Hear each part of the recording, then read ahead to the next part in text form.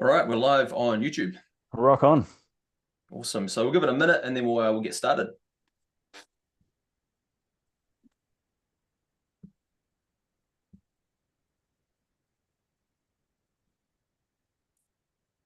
Welcome to those who have just arrived. We're going to get going very soon.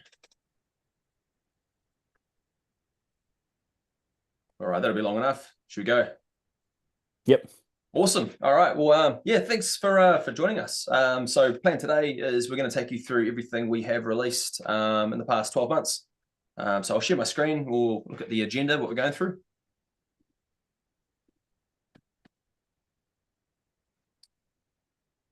Here we go. View. How do we do this? Full screen. All right. That's not full screen. What have I done here? I'm not so familiar with What I've just done. Oh, no. You're right. That'll do. That'll do. Do. We won't be spending too long. Yeah, all right. Cool. All right. So yeah, what we'll do is we'll jump between this slide here and over to link. So yeah, we've got 13 features that we want to talk about today. And we're doing them in reverse order of most recently deployed through to the ones we released sort of towards the end of last year. And then what we'll do is we'll wrap up by having a look at what we're going to be releasing over the next few months. So I think some of you will be pretty keen to hear about what we've got lined up. So yeah, in terms of chats, Ruben will be on the chat if you guys have any questions, and then Rubes, you can just read them out. We can sort of do them as we go, unless there's something really big, and we can sort of cover at the end as well. So yeah, Good plan. awesome. All right, so first thing is custom task states. Now you may have had a play around. What we have released about a month ago was custom task states. Now in the past, our status is in workflow. So right now I'm in the workflow screen. And your statuses were limited to, let's just find a default one here. I think you customized all of them. I've customized all of them. That's cool. So They were we to had, do, in progress, on hold, or completed. completed. No, it's just that. To Oh, do, that's in right. progress, and completed. So there are 3 stages, and we had overwhelming feedback that was not detailed enough for the different types of work. So as a consequence, a lot of people were using their job states in XPM and bringing these through as another field in the report, which you can do like this job state, and then updating those in XPM. And obviously that's not really a suitable solution. So we've released custom task states, which means you get to customize your states based on the type of task it is. So as you can see here, for my BAS return Q1, we've got in progress, review, on hold, filing, completed. And then for my annual task preparation, I've got a different set of stages. All right, so that allows you to sort of customize your workflow at a task level. Now, to show you how to do these, if we go to the menu and then go to HQ and then down to task states. And I think Ruben's had a bit of a look through, and I think probably just over half of people have currently set these up, and there's a few of you that haven't set these up yet. So this could be a good opportunity after today to go away and do that. But essentially what you do, you've got your default states here. So our default states are to do, in progress, on hold, and completed. And then you can set up a custom template that is going to override those. So for example, we've got GST here. So any GST tasks is now going to receive these stages. So we've got a review task in here. What's cool is we can custom color code these as well, giving you a little bit of extra customization. And then we've also got the ability to put a task here. So if you do have your annual accounts broken up by preparation and in review, you can create different templates for those 2 different task stages. So for this one here, I've got to do info collection work papers. So the way we've sort of set this up here, well, the way I've customized this, is the blue is stuff that I'm working on, and in review means it's with my the partner or someone who's reviewing the work. Client signing being pink, that's with the client, through to finalization, which is the filing, and then through to completed. So, and you can drag these around as well into the order that you want. No more random numbering sequences required. That's right. That's nice. So we'll create a new one on the fly here. I haven't even got any of this planned, but so what we can do is search for our tasks. What have we got in here? We might try to think of a task we might have. I think we've got them all set up. And we got annual accounts, annual. So this is looking up your XPM and the available tasks that on jobs. Is that correct, Will? That is correct. Yeah. So this is from yeah, exactly. So these are this is the available task list that you have here. Let's look at all the labels that we have. So let's say review. Let's create a new one for review. So now what I do is I'd go to do, it's in progress, and then let's create another one here. Called like review points or something. Review points. The stuff that you send back, maybe. Yep, and then we put it there. And then what we've got here is the state type. Now you have a default to do, in progress, on hold, and completed, and you can't delete those ones. And there's a number of reasons for that.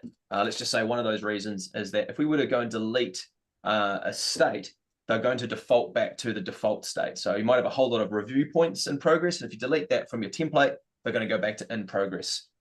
So that's why we've got these default states here. And we also, down the track, which we'll talk about at the end, we're looking at building out a state ledger. So as you move your tasks from one stage to the next, we'll be stamping in the ledger how long it stays in each of those stages. And then we can report on things like job turnaround and see how long tasks have been in each stage.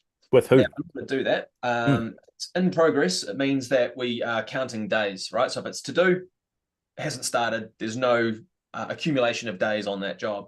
Once it's in progress, it's going to start counting the days. It goes to on hold. We want to capture an on hold reason so we can start reporting on why jobs are on hold. And then finally, once it's completed, cuts it off. And then we know how long that job was. We'll be able to report on how long it stays in each of those stages. We'll be able to report at a team member level, client level, whatever it is. So some really, really detailed reporting around turnaround. So that's why we have these state types here. Cool. And then once I've done that, I can go save. And now any annual accounts review task is going to use these stages. Cool. I think that all makes sense. So that will pull through to my workflow here. And let's see if I've got a review task on this list. Review, here we go. Now you can see I've got this review points as a new one here. So pull straight through. Awesome. So that is custom task states. Bulk unassign.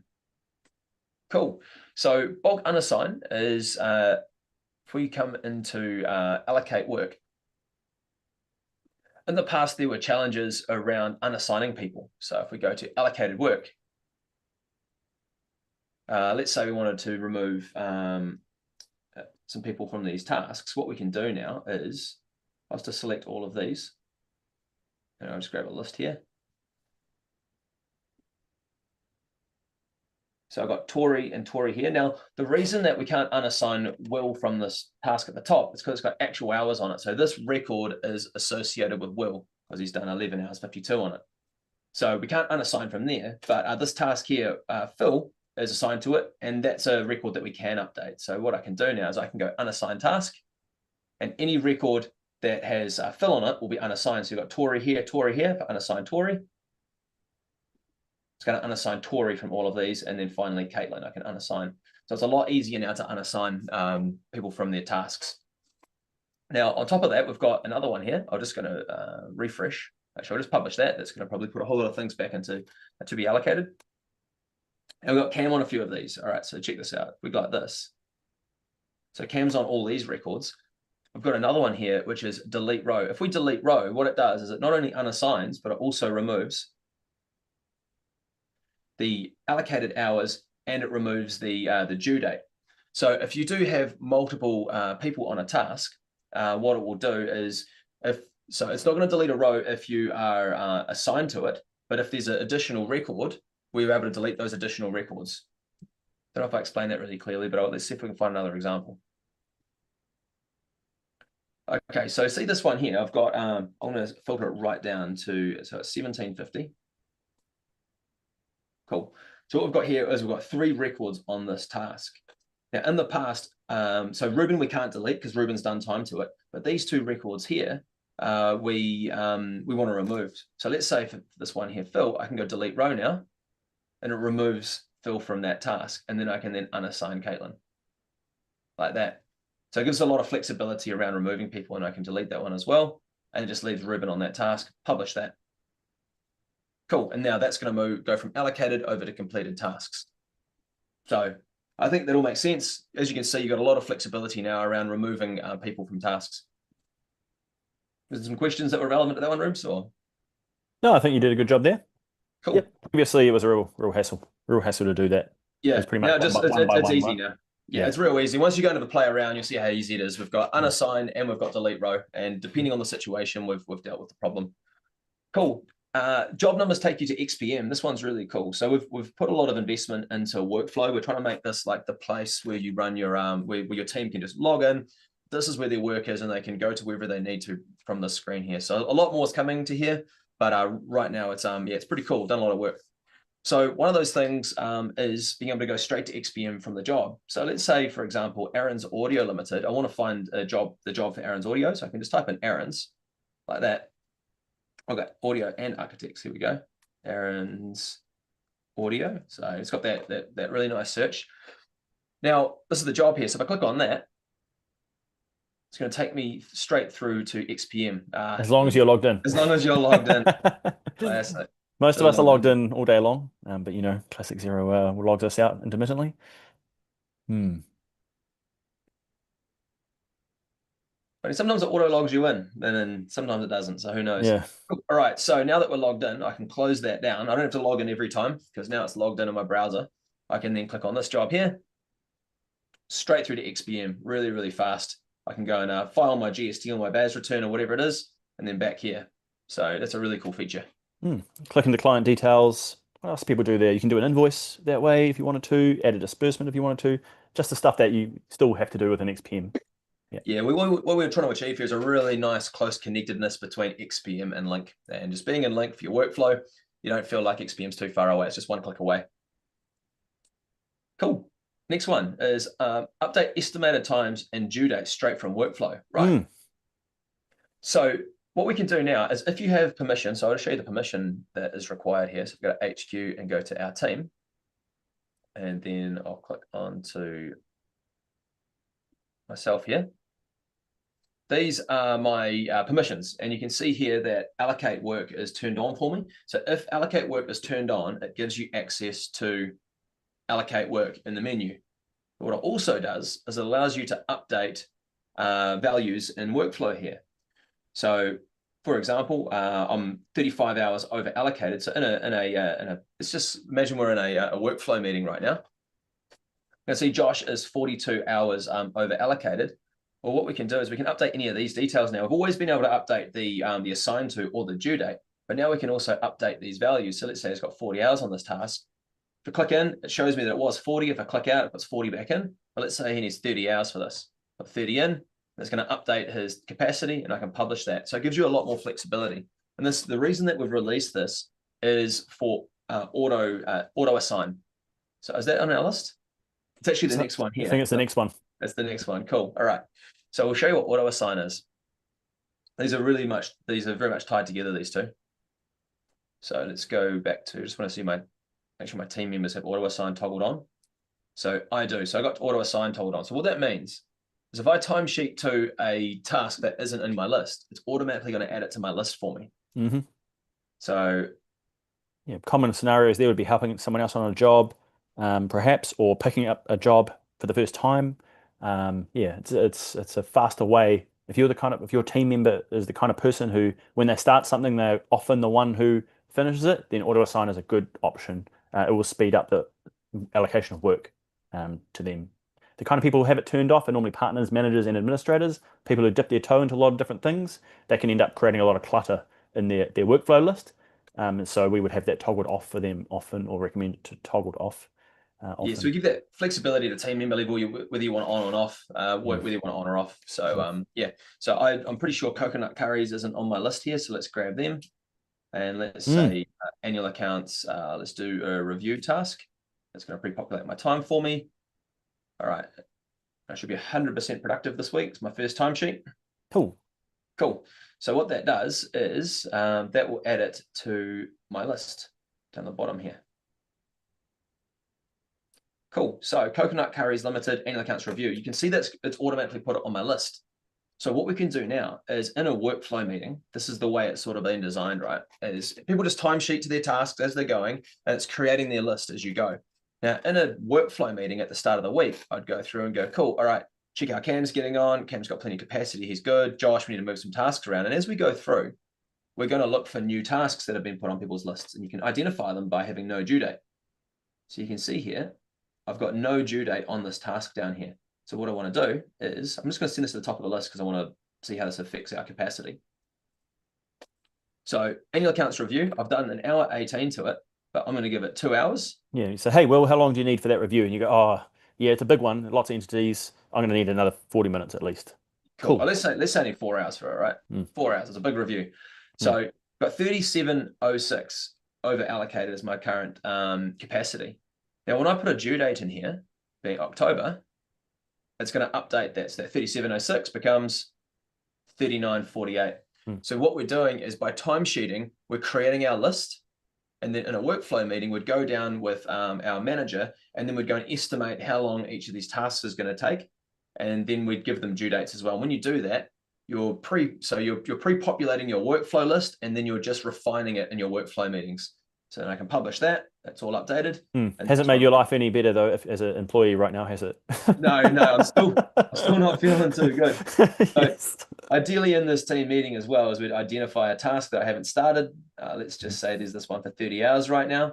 Let's push this one out to November. And then what else have we got here that we might want to move around? Got a lot of different tasks here. These are all my completed ones. So I need to tidy up my list. It's a new month. So generally, for the start of a new month, you'd want to take a moment to go and reorder your tasks, make a bit of prioritization. Let's just grab a handful of these just because we're doing a bit of demo data right now. Move these over to November. And then I've got 12 minutes available to me now. So publish that. Now I'm feeling a lot better. So we want to go do the same for Josh. Here we go. He's got 30-hour task he hasn't started. Let's move this over to November. 2 hours over. We can probably move this 12-hour task as well. So this is what you want to be doing in your workflow meetings, is going, cool, who's over allocated? What can we move? So if you have auto allocate on, the first thing is make sure every task has an estimated time and a due date. And the next thing is, if you're over allocated, what dates can we move, or what tasks we move to somebody else to help out? Because ideally, we don't want to have everyone always over allocated. That just creates pressure, creates overwhelm, and it means that we're not going to turn through our jobs as quick as we'd like to. A good thing I see a lot of our customers doing at the moment, around this time of night, it's the 1st of October today.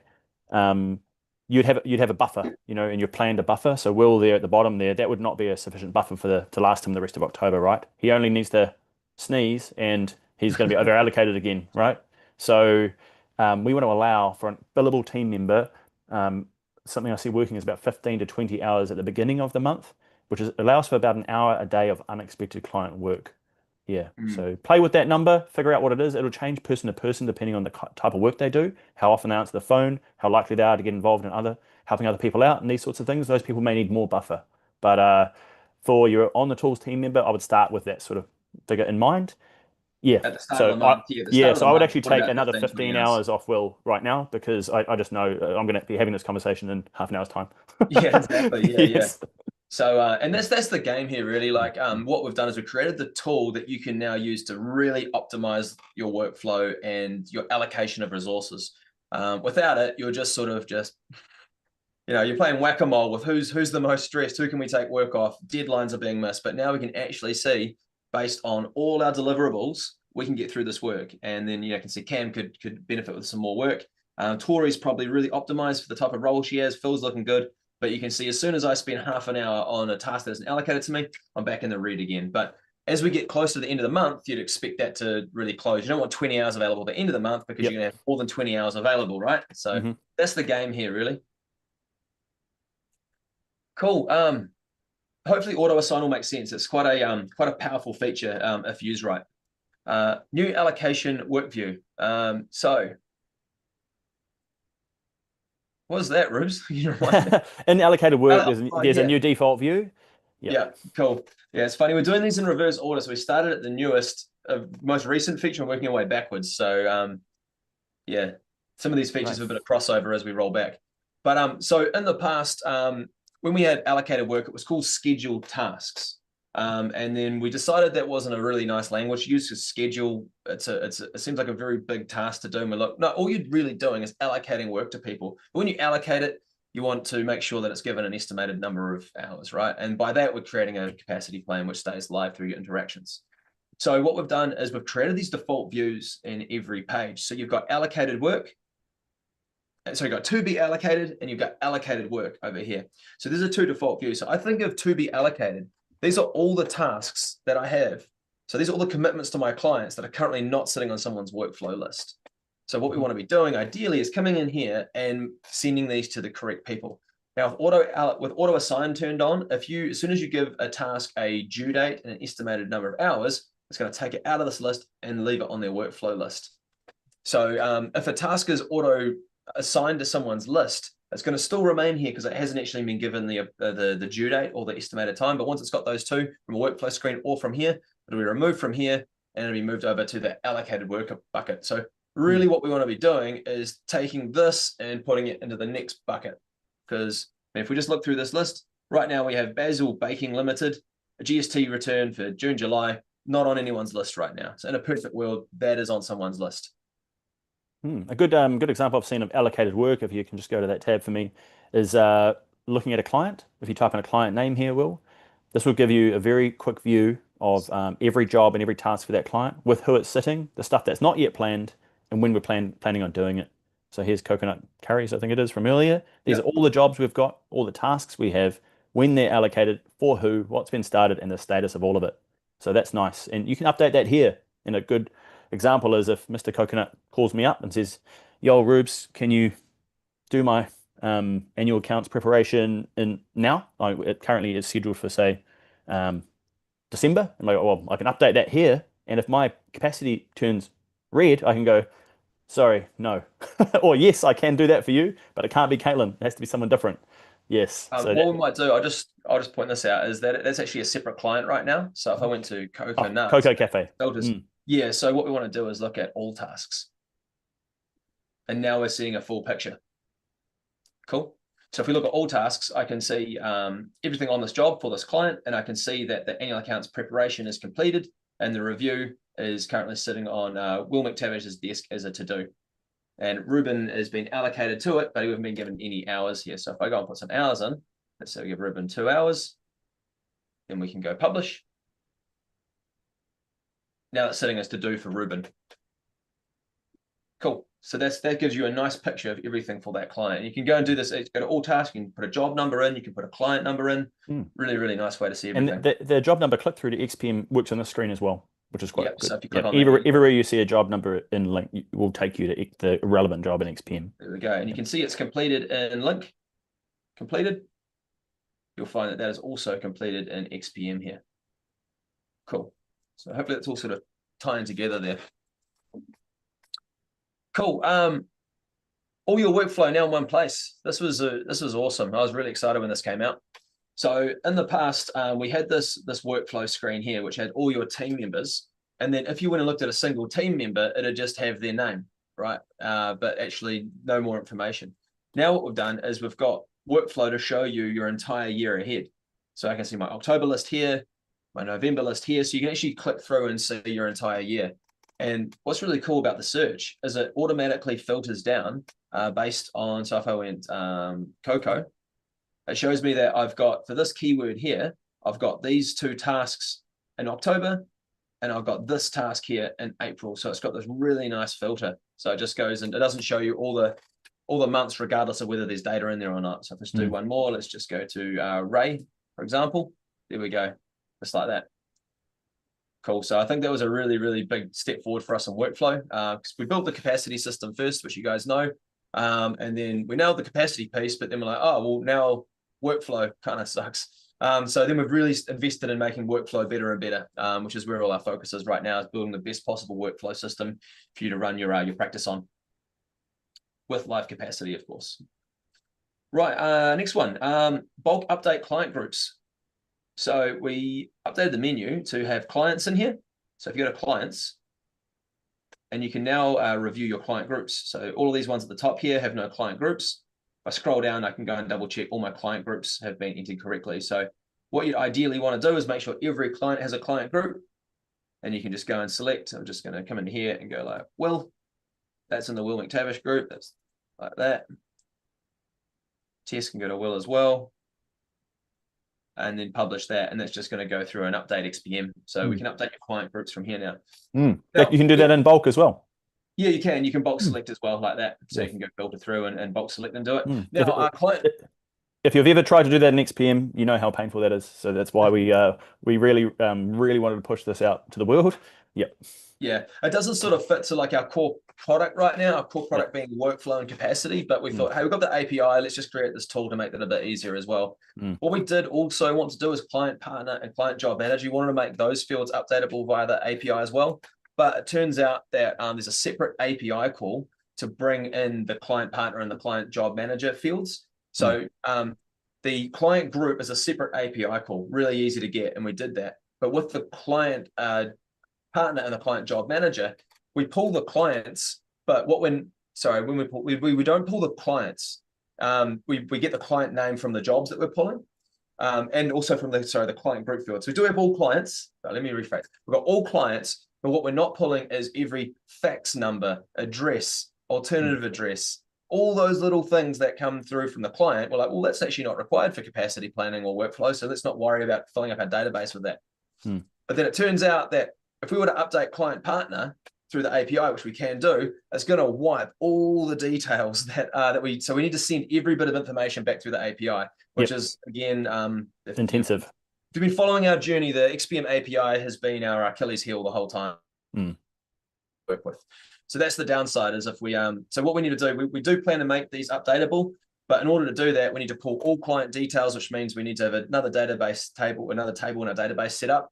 We're gonna have to sync all the data in the first place. It's probably a weekend job to pull all the data to make these two fields customizable, so updatable. We will do it, but again, not priority for us right now.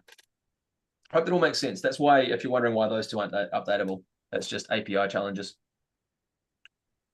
Cool. Next thing.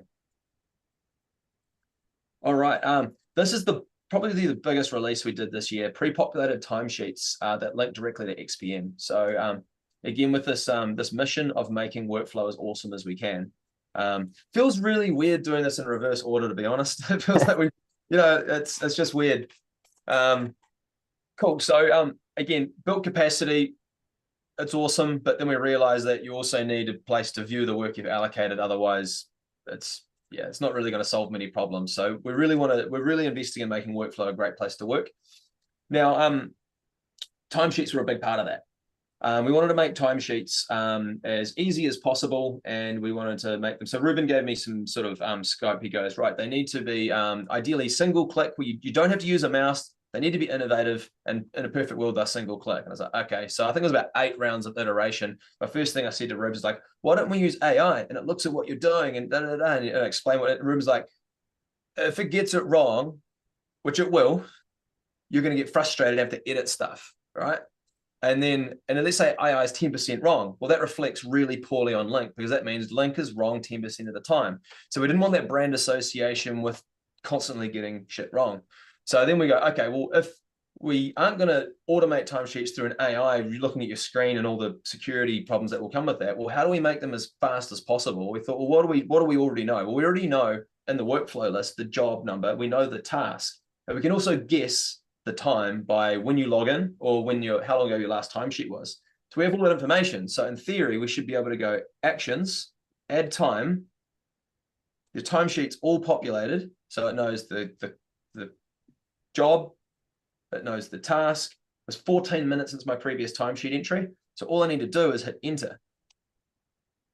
And my timesheet, single click timesheet entries. Really cool. Now, so the next thing was like, okay, well, what happens if something's wrong? What do we do there? So if I do this one, right? If I go actions, add time. So that now says 0 minutes, was incorrect. Now you can click back, which is fine, but we're like, hey, well, let's not have to use a mouse. So you can go shift tab, you can enter the time, you can go 0.5, or you can go 30 minutes. It takes either input, and then you can put notes in here if you want. Enter. So you don't have to use a mouse to do your timesheets, which is pretty cool, because in XP at the moment, there's a lot of clicking, a lot of scrolling, no searching, right? So that solved the problem of timesheeting to all the tasks you've been allocated to, which is going to be the majority of your list, right? But what happens if we need to do an admin timesheet entry? So we sort of flirted with the idea of like bringing in admin tasks and trying to create a different area for your admin. We thought, right, well, what we've done is we've just got this time clock up here, which has got this beautiful global search. So click on the time clock. So rather than starting down at the notes where I just go single click enter, what I can do is I've got the search. If I can just type internal, it searches all tasks in the system. And you can see I brought up like the middle of that text there. It's just grabbed internal, hit enter, takes me to the next part.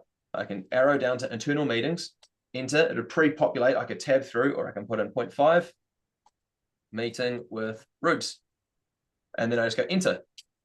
And we wanted to gamify it like that. So that updates my KPIs. So not only are we doing timesheets, but we're also giving you live updates of your KPIs across your team with every timesheet entry. Now, where are those KPIs set? Well, in your team, these are all your capacity targets, right? So capacity looks forward, productivity looks back. So they're the same thing. So if your target capacity is 75%, it means that your productivity should be 75% if you're following the plan, right? So we just need one input, which is your capacity. That becomes your productivity target.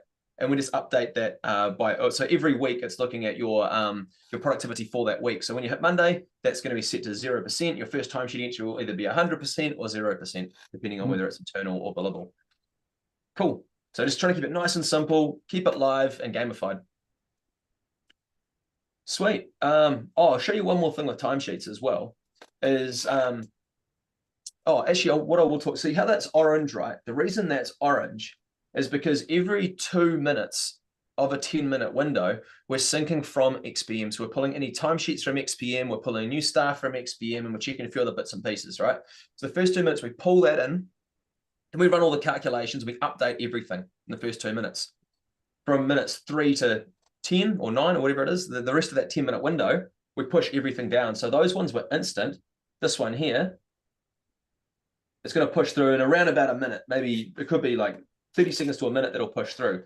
Now, if we do want, is this actually on my list here? Export queue? It's coming up next. Number 11. Yep. Number 11. All right. So we've got an export queue. We can view that as well, right?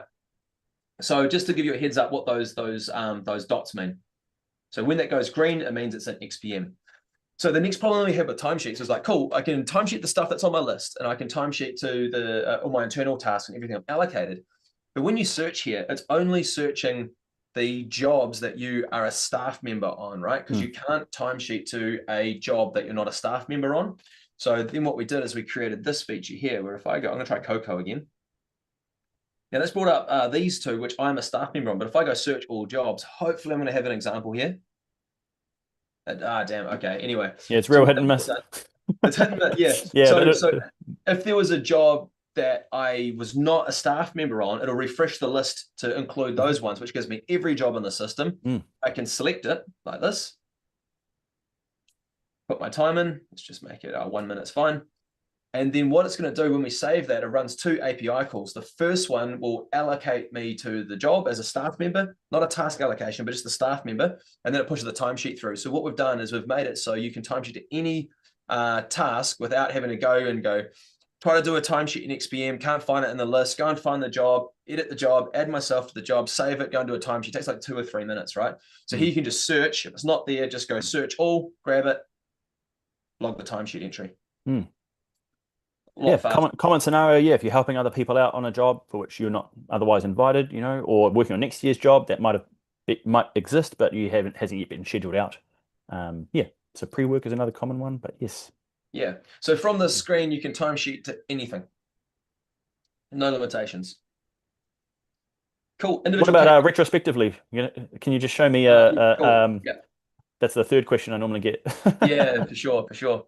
So, so if you want to do timesheets on a previous day or one for the future, like a leave entry, just go to timesheets, and then you can see previous days in here. So October, if I want to do a timesheet to tomorrow, I can just choose. Put in some leave or something.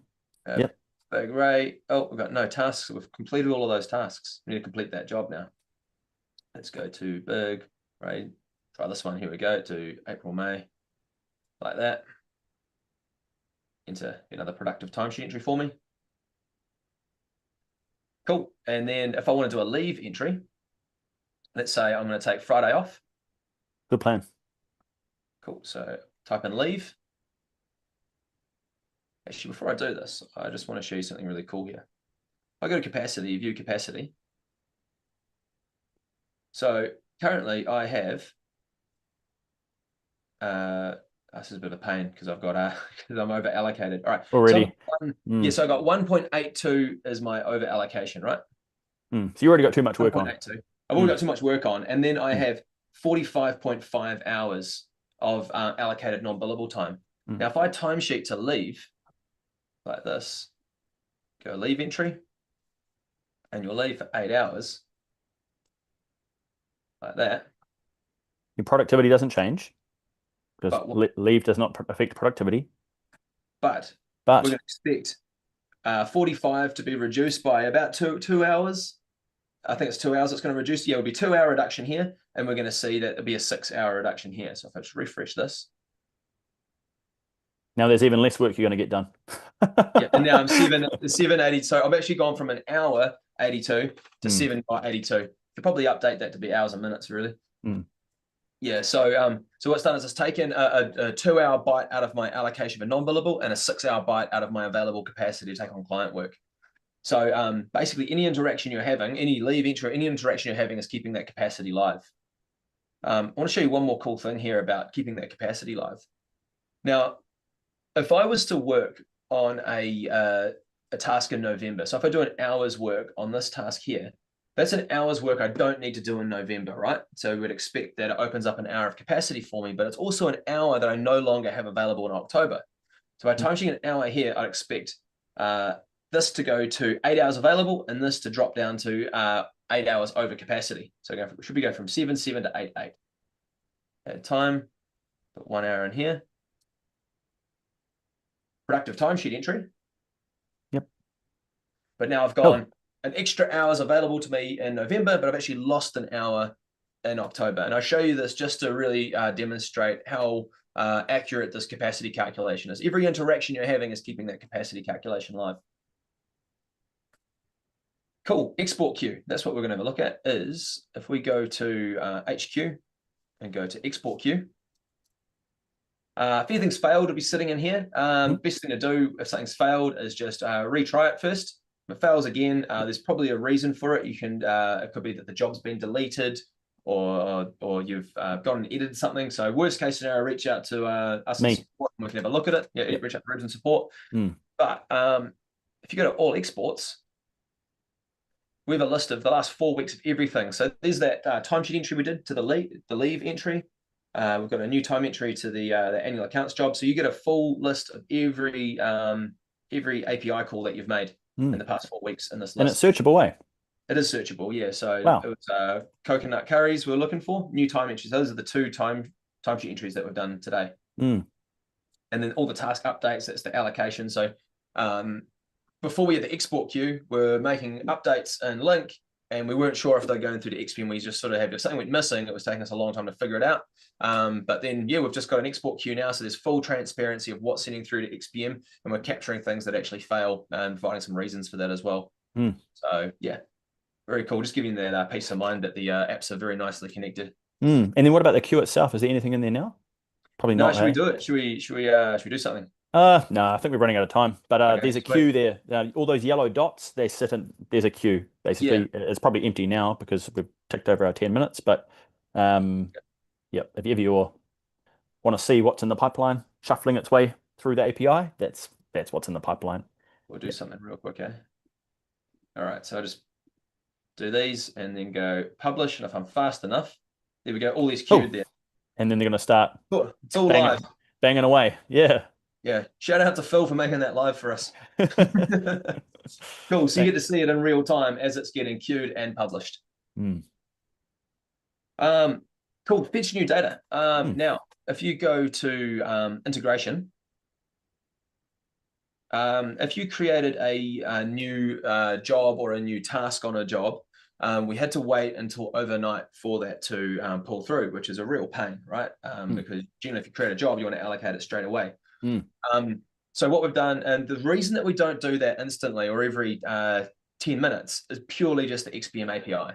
So with the XPM API, we can't just go, hey, what has changed in the last 10 minutes? And we ask that information. Instead, we go, hey, can you give us every task on every job with every field? For all time, right? Not time. So time we can pinpoint to a window. But with jobs, we have to pull literally everything. So if you have, but that includes the archive, right? The job archive. No, we can Oh, we can just look at completed. Yep. So we can just look at active. So give me so the smallest API call we can do is all active jobs with every bit of information, including the tasks. Mm. So we have to pull that, and that can take up to like 10 minutes for some of these bigger organizations. Then we need to pull that data from our database, and then we need to look through every field on every job and see if there's any changes. And then we migrate that into our database. Then we run the calculations based on that. It's a very, very time intensive process. So that's why we can't do it straight away. But what we can do now is you can go fetch new data. And if you have, 3 to 5 staff, that'll take 10 seconds. If you've got, 50, 60, 70 staff, you're looking at probably a 5 to 10 minute process to pull all that data through.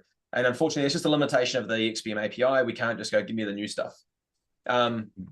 So what this doesn't do is it doesn't get anything modified. So if you modify a job, or if you update a job manager, if you modify something in XPM, fetch new data is only looking for new stuff, not modified stuff. And that's how we cut that API call down when we do it here. We are looking at bringing in another button here that is going to do basically that full sync and reconcile XPM. We put this one in here because we wanted a cut down version, but then we had some requests come through saying, hey, I want to get one modified stuff. That's why we're going to be pulling another button in here soon to let you do that. But it does take a bit longer because there's a lot of checking to happen. So yeah, again, just one of the limitations of the API. But yeah, if you've got a brand new client you've just brought on board, that's the button you need to know about, because it lets you create the job, go and plan it out immediately. That's nice. Exactly. New job, bang. Yeah. So I want to say 10 minutes. It's actually a lot faster than 10 minutes, even the big companies, because we're not doing the full updates. It's just looking for new in this situation here. So if it's new, creates it. Nice. Fetching data and quick uncomplete. So we have an allocate work. We've got this cool feature here, which is quick complete. Yeah. So that was good. That was like good. That, and then publish. But what the reason that we brought that out, right, is when we first released the product and it brought all of your tasks through, people went in the habit of completing tasks as they go. So then you'd go and let's say, I'm just going to take New Zealand as an example, right? So you've got April, May, GST, which is due in June. And then you'd have all these April, May GST returns. You're like, oh, all of these are already completed. Who do I schedule these to? So what you do is, I'm just not going to grab the bottom one because I've got a little zoom. Oh, maybe I can go. Oh, here we go. I got all of them. Nice. All right. So you grab the whole list like that, and you just go quick complete. Done. Publish that. Tasks disappear. It's magic. So all the stuff that's already done, you can quick complete. It takes not long to go and get a nice tidy list of stuff to allocate. The problem is we had people go and do that and go, whoops, how do I undo that? So I had to tell them one by one. Yeah, yes. Which was not a pleasant conversation. Not a good conversation. So now we can come in here and go April like that. And all these ones I just quick completed. Go find all the relevant ones. Let's just say this was my list here. You can now click that and then publish that. And we're back in business. They're now back sitting in to be allocated. So let's just give it to be allocated. April, there they are, they're back there. So real easy to like complete them, uncomplete them. That should have just hammered the API as well. So hopefully if we're fast enough, we might be able to see a whole lot of, oh, did I do it? Hang on. There we go. Too fast. Yeah. So there we go. So that would have just gone and completed all those tasks in XPM and then uncompleted them all in XPM as well.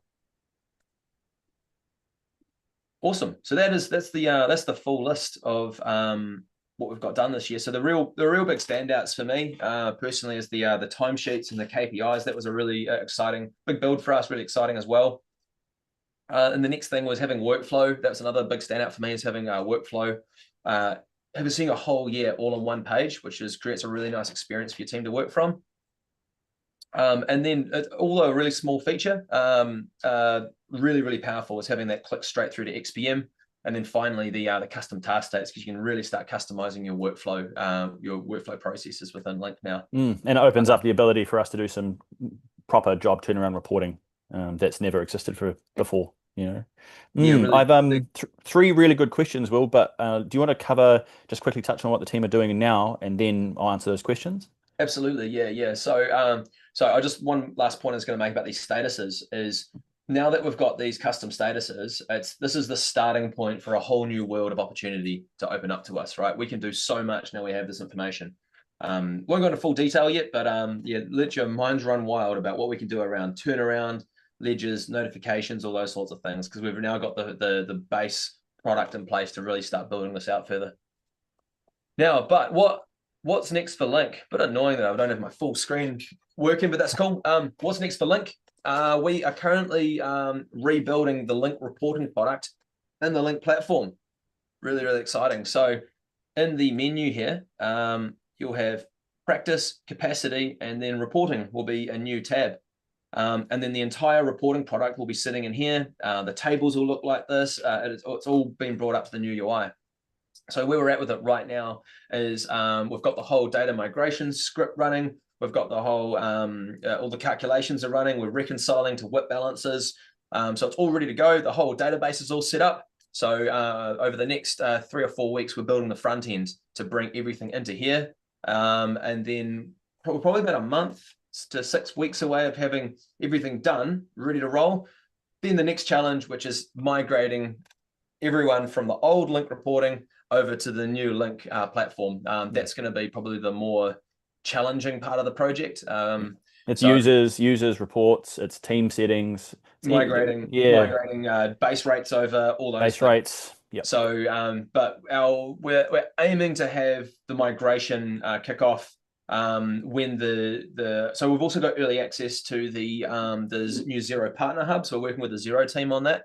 So by the time if all stars align, by the time the new Xero Partner Hub goes live, that's when you'd migrate over to using the new Link platform for your reporting as well. And very, very exciting about that is we're going to have capacity and workflow data, and we've got historic reporting data.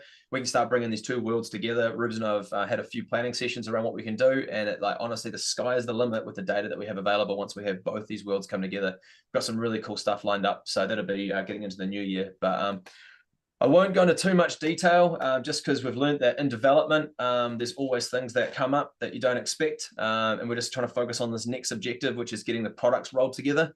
But I can assure you that next year is going to be, it's going to be a year to watch what Link is doing for sure. Awesome. Thank you, Will.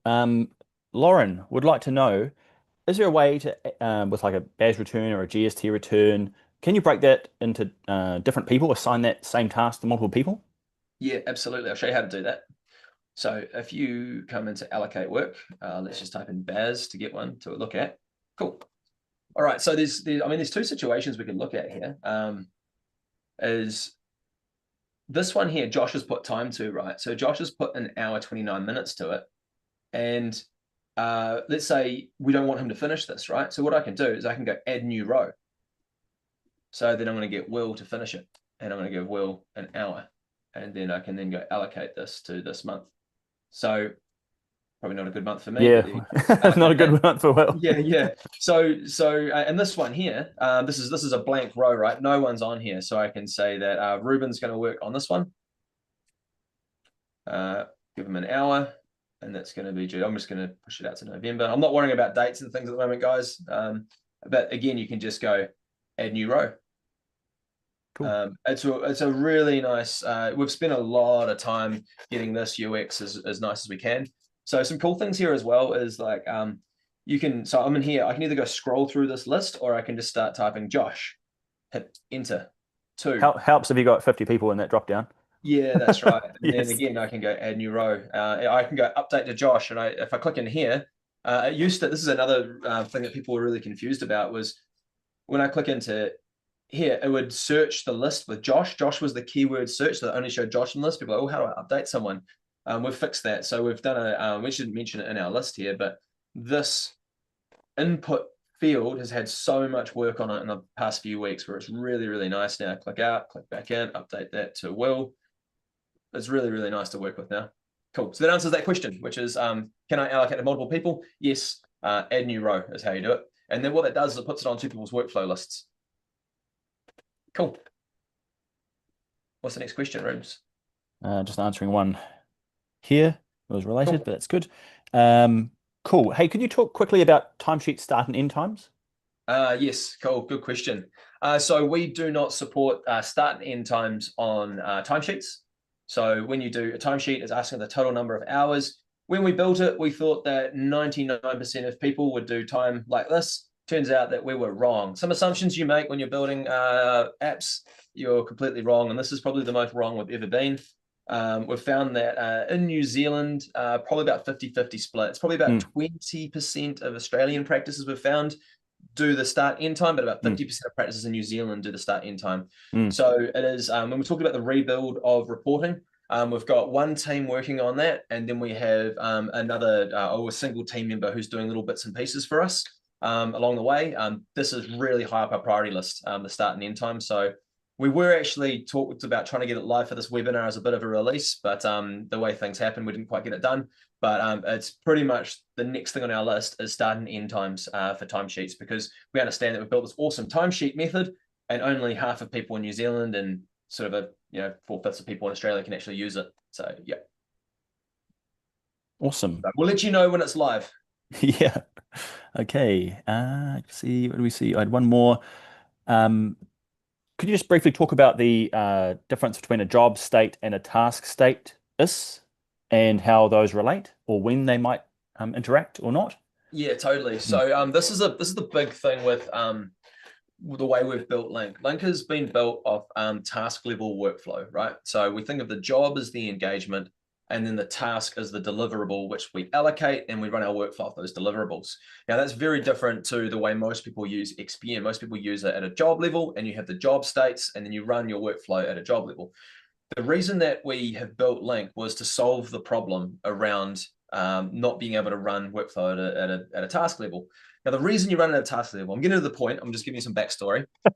The reason that we run it at a task level is there's two main reasons, or there's a lot of reasons, but one reason is that you can't bundle services at a job level. So if you have a fixed price agreement or a monthly service plan, or whatever you like to call them, where you have annual accounts and BAS all in the same engagement, or GSTs all in the same engagement, that becomes, you have to have your invoicing go to that single engagement, and therefore there's no way to then run your workflow out of that single engagement. So then what people do is they create workflow jobs. So you got all these junk jobs and a billing job, and a billing job, and you end up with so many jobs workarounds that end up falling out of it, Yeah, so basically you can't run fixed price agreements and run a nice workflow system. That's a fact, right? So then we're like, well, if we want to run fixed price agreement jobs, we need to run our workflow at a task level. And that's why we've designed Link, right, is for that environment. And the other reason is that you can't actually capture an estimated time against a job. You can only capture them at a task level. Therefore, you'll never get capacity planning at a job level. You have to work at that task level, because you need to know estimated time, actual time, remaining time, and then that feeds into the capacity algorithm to calculate capacity. So when you start stacking up all these things, you go, well, job workflow doesn't work.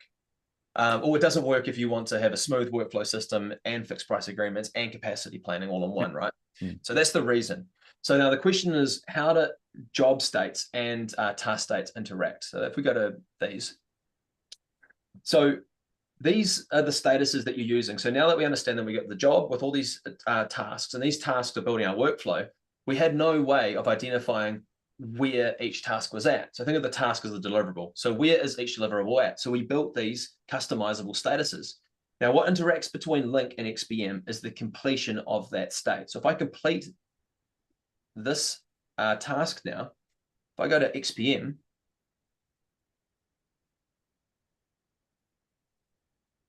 that will, in a moment.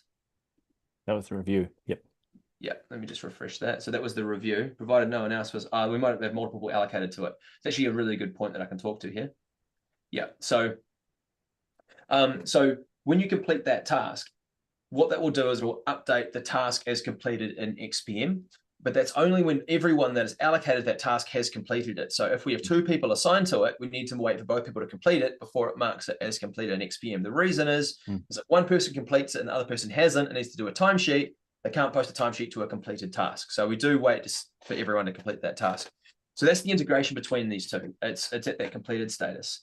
If I do this, if I go coconut curries, actually I come into here, go entire practice.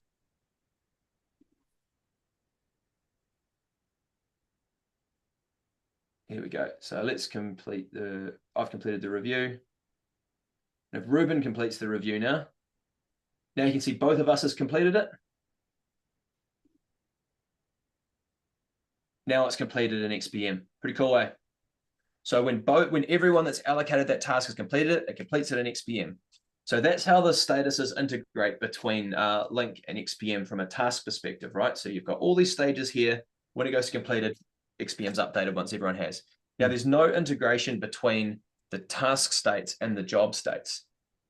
Now, what that means is that, so in here, you'd update your statuses here to not reflect the stages of the job, but the stages of the engagement. So you go from not started to in progress to whip wash up through to completed. So at the moment, your job states is probably a long list. You've probably got a bunch of states that relate to annual accounts, a bunch of states that relate to general queries, and a bunch of states that relate to maybe BASs or whatever. And then you're trying to massage this list to be useful for all your different types of work. So what we're doing is we're taking that list and we're putting it at a task level, and then we're treating this list for the engagement. So what you want to be doing is once all of the tasks are completed at an engagement level, then we'd go through, invoice the job in XPM and complete it. So yeah, these are independent. So the statuses at a task level are independent from your job states.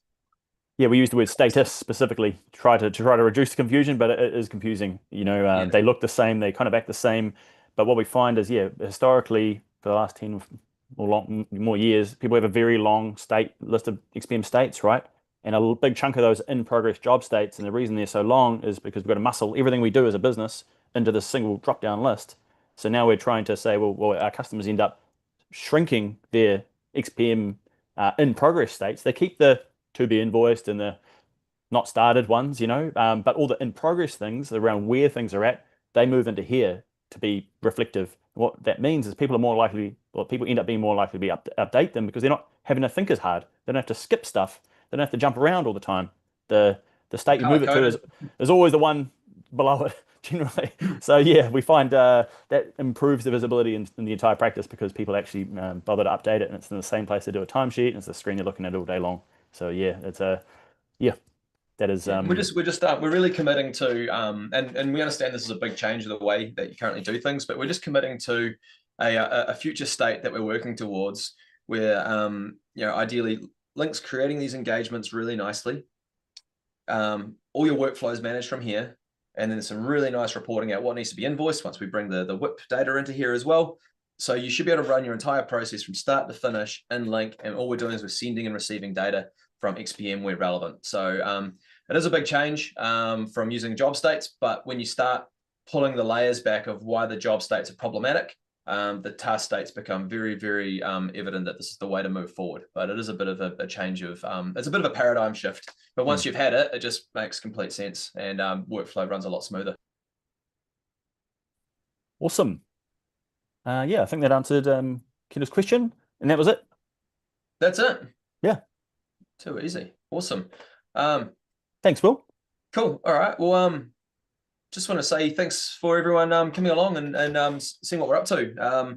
Yeah, if you are a customer, we really appreciate you guys supporting and coming along this journey with us. And if you're not yet, we'd love the fact that you've actually turned up to see what we're working on. We've got some really cool stuff coming out over the next year. So if now's not the right time for you, we're confident it will be at some point. So please do keep in touch with us and stay on the journey.